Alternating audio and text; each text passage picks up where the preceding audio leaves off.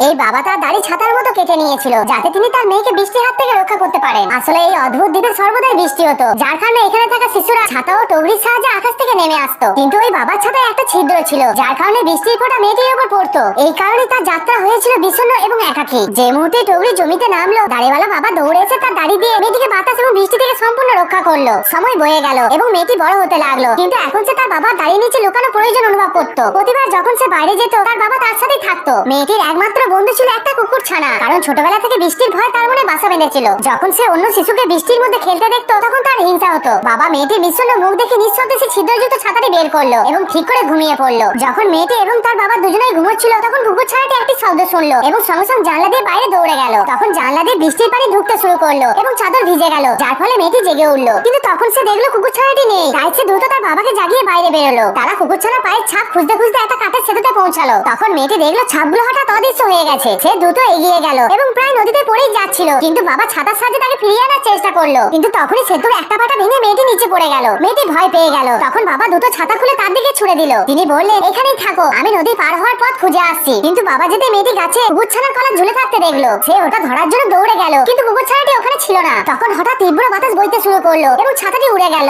এতেও গাছের নিচে পড়ে গেল। মেয়েটি দূরে উড়ে যাওয়া ছাতাটি দেখে কাঁদতে শুরু করলো। তখন সে কুকুর ছানার ডাক শুনলো। সে এক টুকরো ডাল ভেঙে ছাতাটি আবার ধরলো এবং দ্রুত সে আওয়াজের দিকে দৌড়ে গেল। যখন বাবা সেতুতে পৌঁছালেন, মেয়ে সেখানে ছিল না, কিন্তু ততক্ষণে মেয়েটি কুকুর ছানাটিকে খুঁজে পেয়েছিল। দেখতে পেল একটি কুকুর ছানা গাছে আটকে আছে এবং কুকুর ছানাটি বাঁচাতে চাইছে, কিন্তু সে সাহস পাচ্ছিল না। মেয়েটি সাহস জোগালো এবং একটি পাথরের উপর লাফ দিল। কিন্তু যখনই সে কুকুর ছানার কাছে পৌঁছাতেই যাচ্ছিল, তার ছাতা ডান্ডাটা গাছের ডালে আটকে গেল। মেয়েটি আতঙ্কিত হলো। তখন তার বাবা সেখানে পৌঁছালেন, কিন্তু ততক্ষণে টগরিটি নদীতে পড়ে গেল এবং কুকুর ছানাটিও তাতে ঝাঁপ দিল। মেয়েটি ছাতাটিকে বন্ধ করে টগরিটিকে আবার টেনে তুললো। এখন সে বৃষ্টির ভয় জয় করে ফেলেছিল। এটা দেখে তার বাবা একটা সুন্দর স্মাইল করলো।